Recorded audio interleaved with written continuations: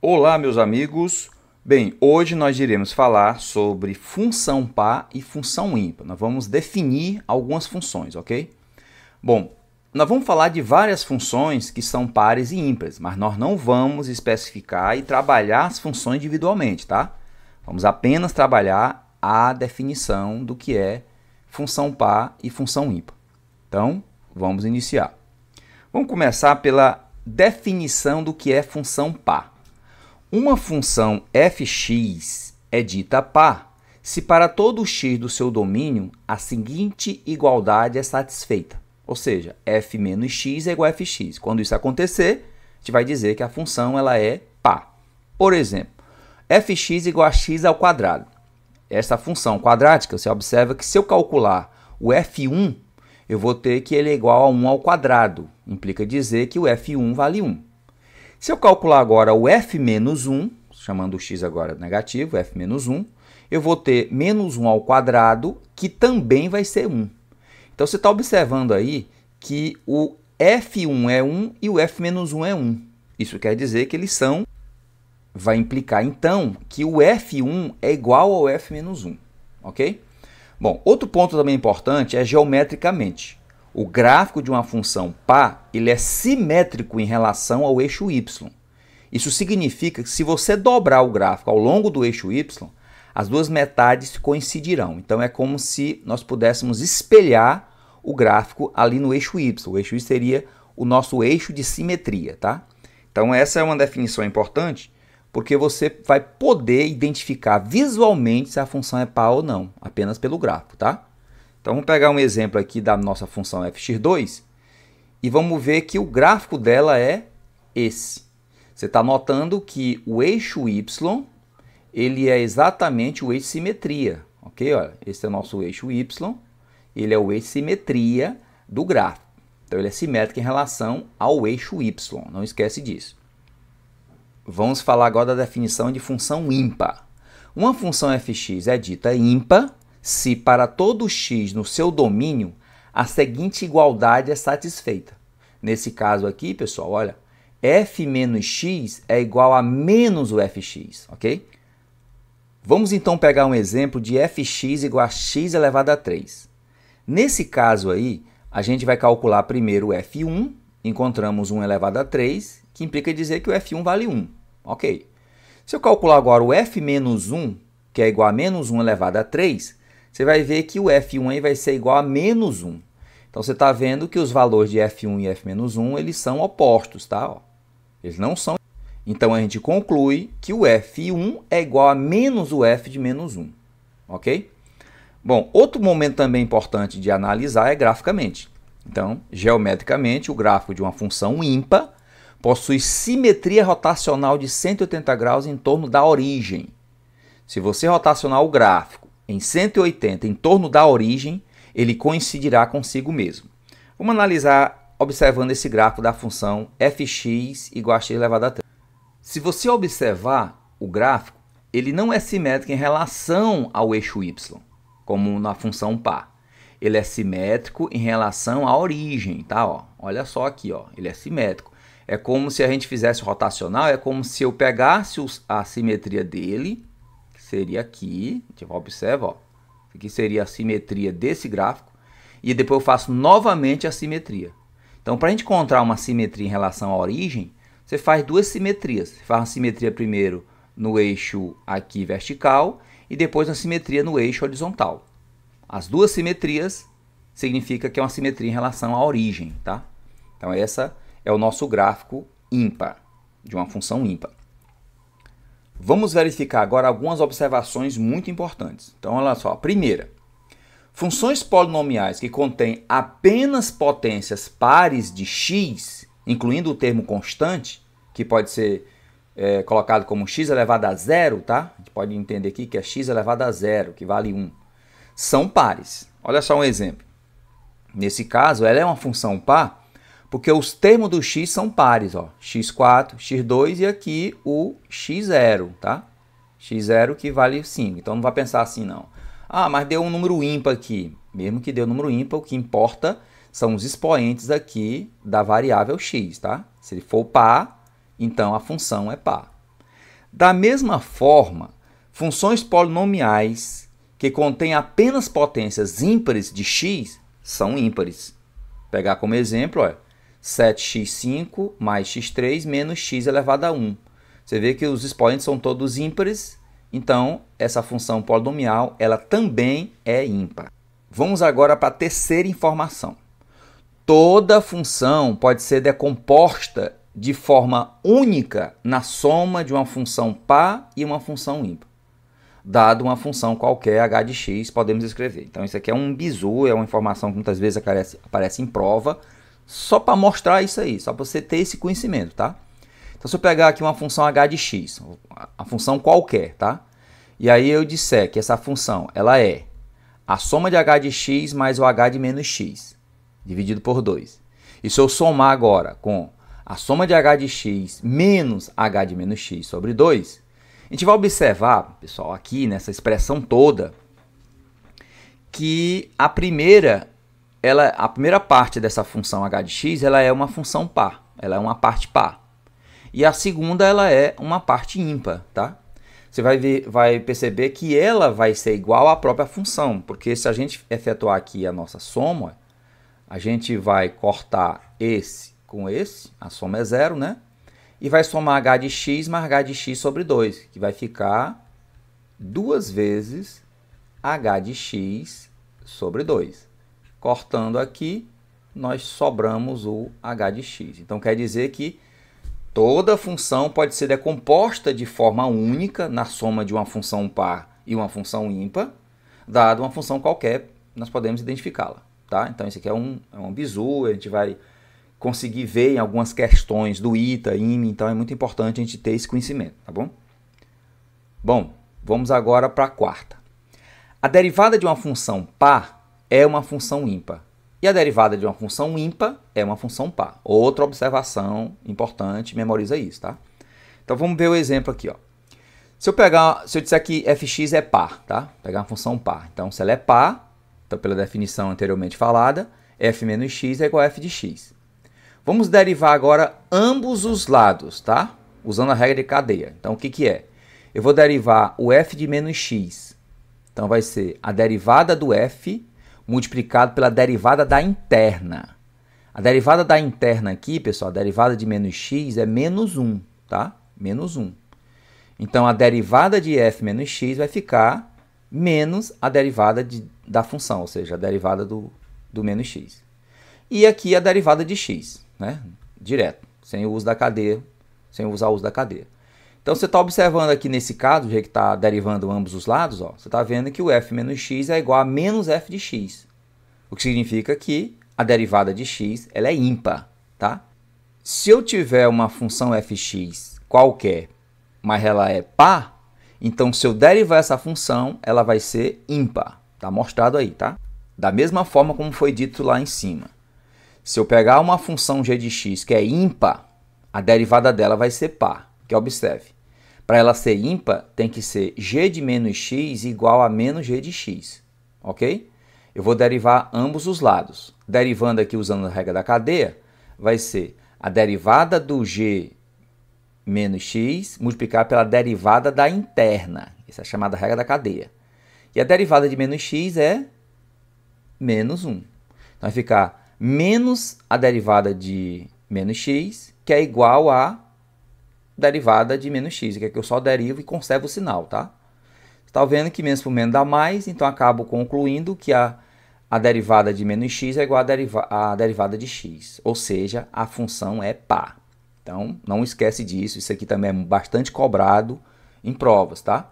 Se a função é par, a sua derivada é ímpar. Se a função é ímpar, a sua derivada é par. Quinta agora. A integral definida de uma função ímpar, a integral de uma função definida de uma função ímpar sobre o intervalo simétrico em relação à origem é sempre zero. Então, veja, se o fx for ímpar, então a integral do intervalo simétrico entre menos a e a dessa função ela vai ser zero, ok? E isso acontece porque as áreas abaixo e acima do eixo x se cancelam. Então, se você tem aqui o gráfico, né, e você lembra que a integral dentro do intervalo é a área sobre a curva naquele intervalo. Então, se eu pegar essa função, que eu sei que ela é ímpar, e eu pegar o intervalo aqui entre menos a e a, essa área aqui, olha, observa a área sobre a curva. Essa área e essa área. Essa é uma área positiva, essa área negativa. São iguais, sinais contrários. Então, a soma delas vai ser 0, ok? Então, nesse intervalo aqui, a soma das áreas é 0. 6. A integral definida de uma função par, agora nós temos uma função par, sobre o intervalo simétrico em relação à origem, pode ser simplificada. Vamos entender o que é isso.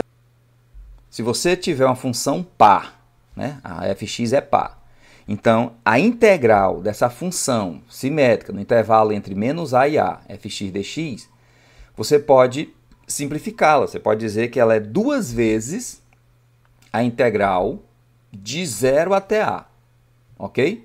Isso porque, né, por que isso acontece? Acontece devido à simetria do gráfico, tá?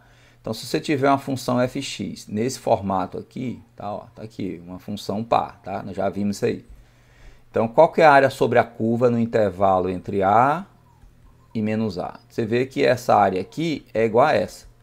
Como elas são iguais, então basta você calcular a área de 0 a a, porque é igual a de 0 a menos a. Então, calcula de 0 a área, que é a integral, e depois multiplica por 2, tá? Essa é a ideia. 7. Função seno. A função seno de x, ela é uma função ímpar, tá? Ó. Por quê? Porque o seno de menos x é igual a menos o seno de x. Né? Que nós podemos provar isso aí e mostrar.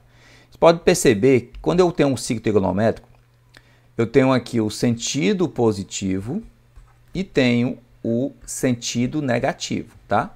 Então, se eu pegar um valor qualquer x, e pegar no sentido positivo, que é mais x, e pegar um valor aqui como menos x, no sentido negativo, tá? A gente observa que o valor do seno deles são iguais, olha. O seno de x é igual ao seno de menos x, mas com os sinais trocados.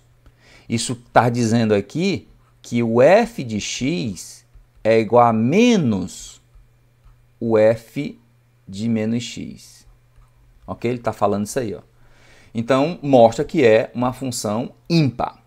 Agora, ele também fala, né, que o gráfico é simétrico em relação à origem. Isso aqui é a definição exatamente de função ímpar. Ela é simétrica em relação à origem. Veja então aí o gráfico da função seno. Ela é simétrica em relação à origem, tá? Ó, é como se a origem aqui fosse um espelho. Se eu pegar a simetria aqui dessa onda, né, ela vem para cá, ó. Observa, ela vem para cá. Se eu fizer a segunda simetria, ela vem para baixo. Então, você está vendo aqui que eu estou fazendo duas simetrias. Se eu fizer duas simetrias, uma na horizontal e outra na vertical, eu encontro assim a simetria em relação à origem, tá? Então, isso aqui é um gráfico que é simétrico em relação à origem. Portanto, a função seno é uma função ímpar. Não esquece disso. Vejamos agora a função cosseno. 8. A função cosseno, ela já é uma função par, tá? Função cosseno é uma função par. Podemos identificar exatamente pelo ciclo trigonométrico. Novamente, se eu pegar aqui um x, um valor x qualquer, e pegar aqui um valor menos x, o cosseno ele está localizado aqui no eixo x. Ó. Então, essa distância aqui representa tanto é o cosseno de x, como é o cosseno de menos x. Então, aqui está dizendo que o f de x é igual ao f de menos x, mostrando que a função ela é par, ok? Graficamente, ela é simétrica em relação ao eixo y. Podemos perceber que na função cosseno, ela é simétrica em relação ao eixo y. Você vai ver que esse gráfico do lado direito é igual ao gráfico do lado esquerdo. O eixo y é o nosso eixo de simetria, ele é o espelho, tá? Do gráfico. Então, novamente, visualmente, você já percebe que essa função ela é uma função par, tá? Então, não esquece. Função cosseno é função par, ok? 9. E a função tangente? Bom, na função tangente, a gente sabe que tangente de x é o seno de x sobre o cosseno de x. Sabemos disso, não é isso? Vamos provar ainda pelos valores. Olha. Nós já sabemos que a função seno é a função ímpar e que a função cosseno é a função par. Então, quanto vale a tangente de menos x? Tangente de menos x vai ser o seno de menos x com o cosseno de menos x.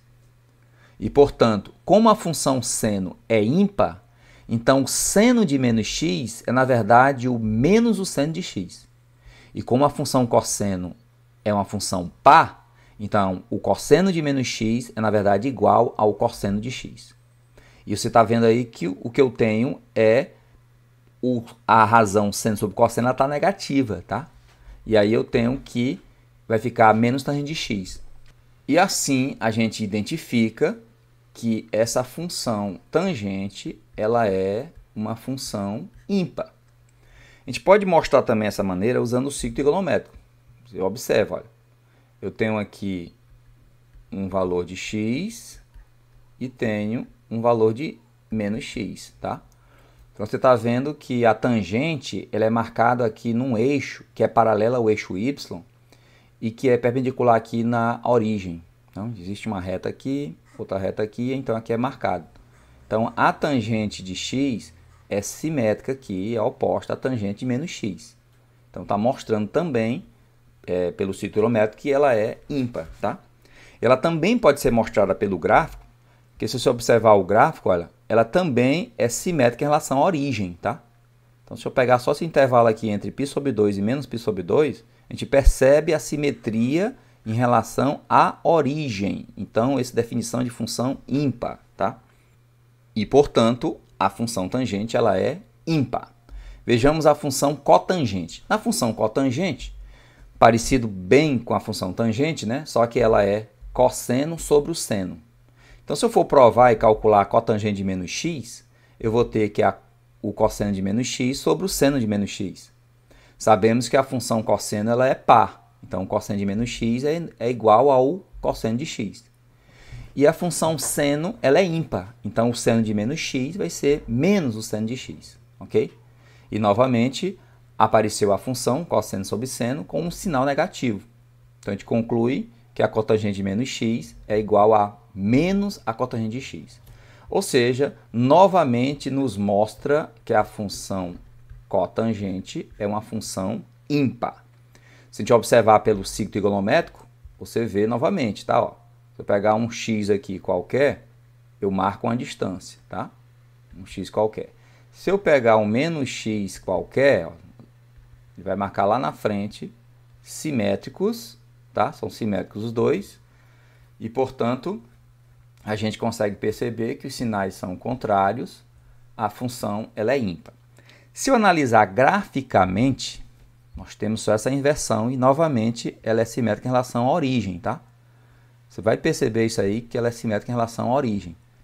Esse pedaço aqui é simétrico com esse, ó. Assim como esse é simétrico com aquele ali, tá?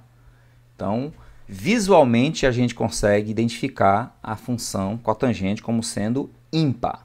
Perfeito? 11. Função secante. A função secante ela é inverso do cosseno, ok?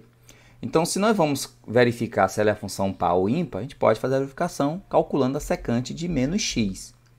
A secante de menos x vai ser 1 sobre o cosseno de menos x. Mas nós já sabemos que o cosseno de menos x vai ser igual ao cosseno de x, porque trata-se de uma função aqui par. Então, fica 1 sobre o cosseno de x, que volta para a secante, ou seja, a secante de menos x é igual a secante de x. Isso já nos mostra que essa função secante ela é uma função par, tá? Mas nós sabemos também que a função par ela é simétrica em relação ao eixo y. Então, graficamente da função secante, você vai observar que ela é simétrica em relação ao eixo y. O eixo y é um espelho, esse lado é igual àquele lado lá, tá? Então, ela é simétrica em relação à origem e nos mostra, então, que a função secante ela é uma função par. 12. Na função cossecante, nós sabemos que ela é inversa do seno de x. Então, vamos calcular, então, e verificar se ela é par ou ímpar. Calculamos a cossecante de menos x, que é 1 sobre o seno de menos x. Mas o seno de menos x, sendo uma função ímpar, vai ser igual a menos o seno de x. Então fica 1 sobre seno de x negativo, que é a cossecante. Então chega um resultado que isso aqui vai ser igual a menos a cossecante de x.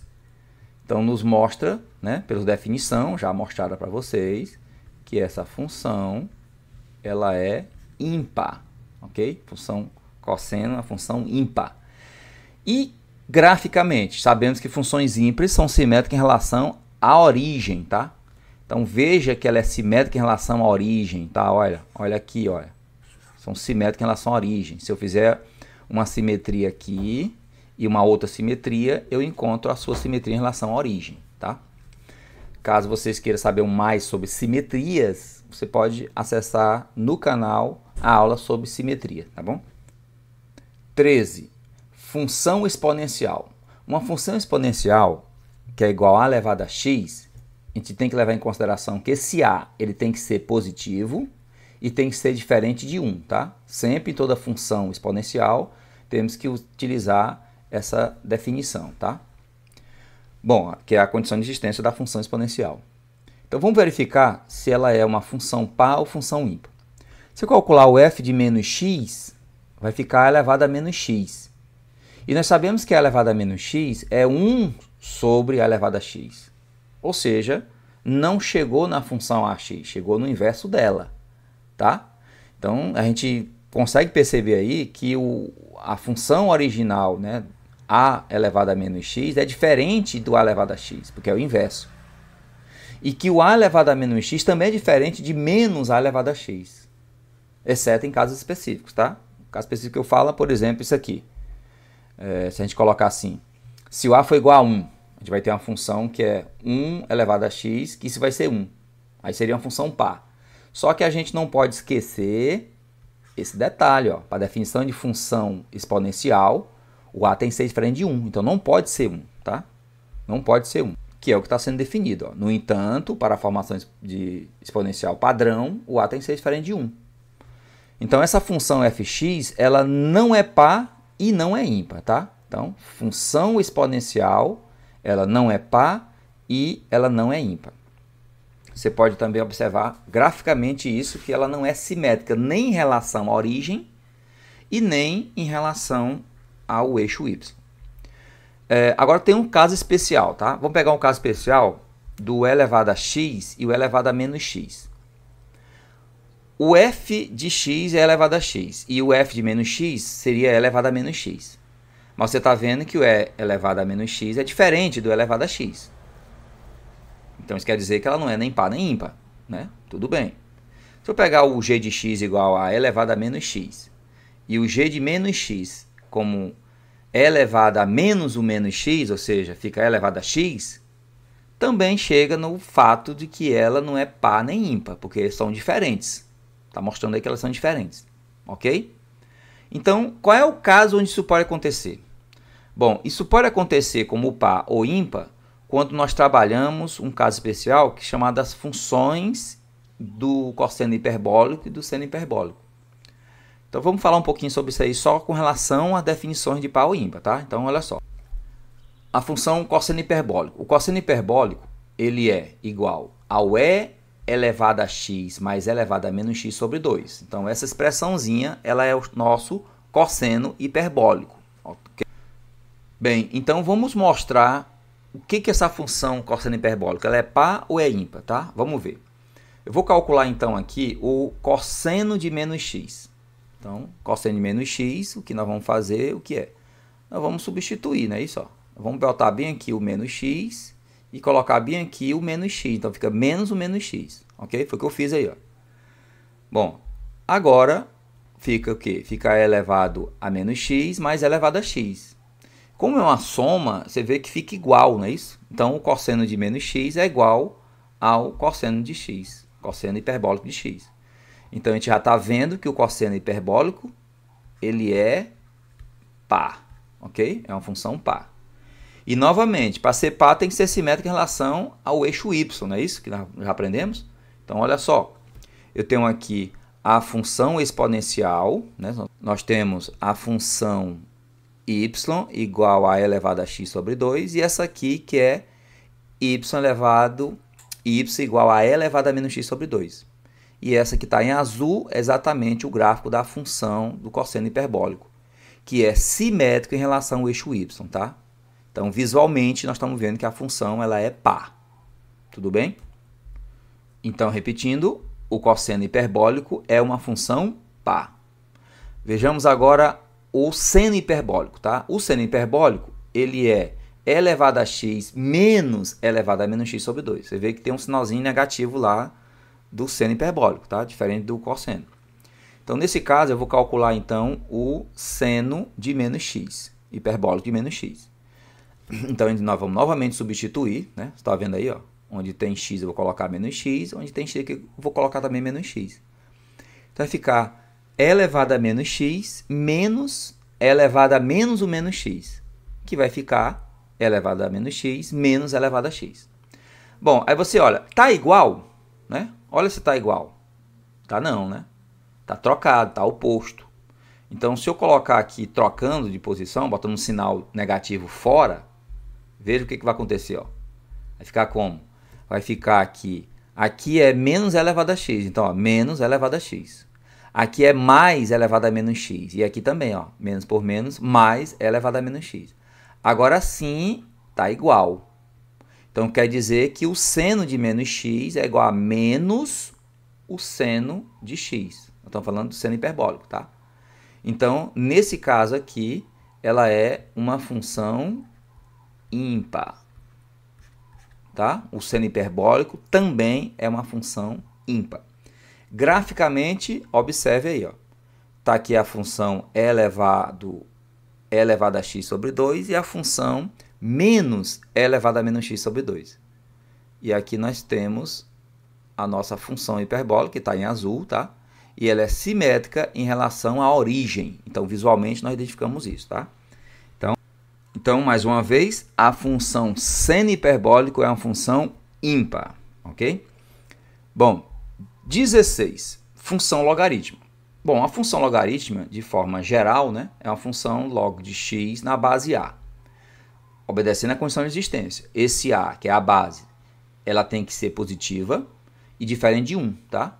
E esse x, que é o logaritmando, ele também tem que ser positivo, ok? Então, vejam só, na função logaritmo, o domínio da função logaritmo, ela vai do zero ao infinito, tá? O domínio dela vai do zero ao infinito. Portanto, não podemos avaliar f de menos x. Não pode ter f de menos x para x maior que zero. Então, isso quer dizer que a função ela não tem como identificar se ela é par ou ímpar, tá? E para que a função seja par ou ímpar também, o seu domínio deve ser simétrico em relação à origem. E você vê que o gráfico também não acontece isso, tá? Então, a gente vai definir, então, que a função logaritmo, ela também não é par nem ímpar. Então, nós já sabemos o quê? Que a função exponencial não é par nem ímpar e a função logarítmica, que é a inversa da função exponencial, também não é par nem ímpar. Ok? Bom, finalizando aqui, vamos memorizar essa tabela, tá?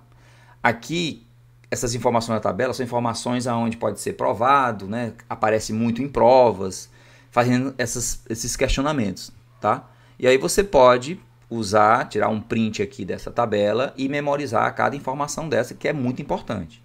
Então, veja só, nós temos desse lado aqui as operações, ó, são composições de funções, tá?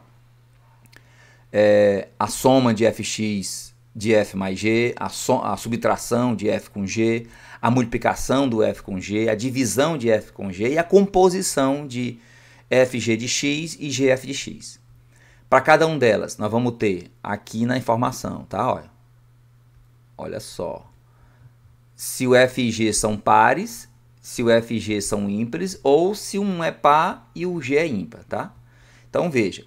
Na soma, a soma ela é sempre par. Se as funções forem pares, a soma é par. Se as funções forem ímpares, a soma é ímpar. Se um é par e o outro é ímpar, a soma não é par nem ímpar. Ok? Na diferença, na subtração, da mesma forma. Se as funções forem pares, essa diferença é par. Se as funções forem ímpares, essa diferença é ímpar. Se tem uma função par e a outra ímpar, então a função diferença ela não é nem par nem ímpar. Multiplicação. Se as funções forem pares, a função multiplicação ela é par. Se as funções forem ímpares, a multiplicação dela vai ser par também. Ok? Ó, multiplicação de funções ímpares dá par também. E se um é par e a outra é ímpar, a função produto ela vai ser ímpar. Então, isso grava que é muito importante. É fácil provar? Você pode testar com valores, tá? Você pode criar duas funções que sejam pares, ou duas funções que sejam ímpares, ou duas funções que um é par e outra é ímpar, e testar valores. Você vai constatar essa tabela, tá bom? Fica como exercício para vocês. Na função quociente, aonde ela é par, né? Se f e g são par, ela é par, desde que a função g de x for diferente de zero, né? Nós sabemos que não tem divisão por zero. Se as funções forem ímpares, ela continua sendo par a divisão, tá? Continua sendo par a divisão. E se tem uma par e uma ímpar, ela também continua sendo ímpar. Então, as funções f e g são parecidas, não é isso? São bem parecidas, fica atento à informação. Na composição de f e g de x, ou fog de x, se as funções f e g são pares, a função f e g vai ser par, desde que o g seja par, ok? E f e g são ímpares, ela também vai ser par, desde que o g também seja par. E se o f é par e o g é ímpar, trocou, não é? O f é par e o g é ímpar, nesse caso ela é par, mas também desde que o g seja par. Então, ela não cai nesse formato, ok? E a composição do gf de x, ela é par, se as funções for pares. Ela é ímpar, se as funções são ímpares, tá? E ela não é par nem ímpar, se as funções, o f é par e o g é ímpar. Então, fiquem atentos, memorizem, usem essa tabela para treinar e verificar cada um com valores, tá? Bom, pessoal, então nós ficamos por aqui. Espero que você tenha bastante proveito. Nós não aprofundamos cada função, tá? Apenas a definição de par e ímpar. Então, desejo um abraço para vocês. Até a próxima e bons estudos. Até a próxima.